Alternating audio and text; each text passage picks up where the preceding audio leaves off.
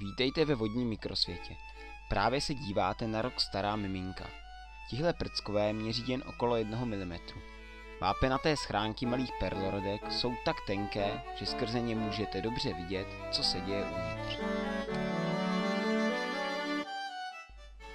K pohybu používají svalnatou nohu, která jim v nejranějším období slouží také pro příjem potravy.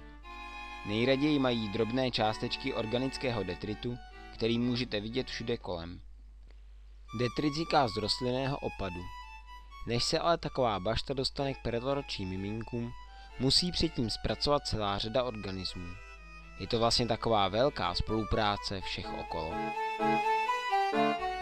Mladé perlorodky nám pomáhají s hodnocením kvality prostředí, ve kterém dnes dožívají poslední kolonie starých jedinců, a kromě toho omlazují a početně posilují stávající populace.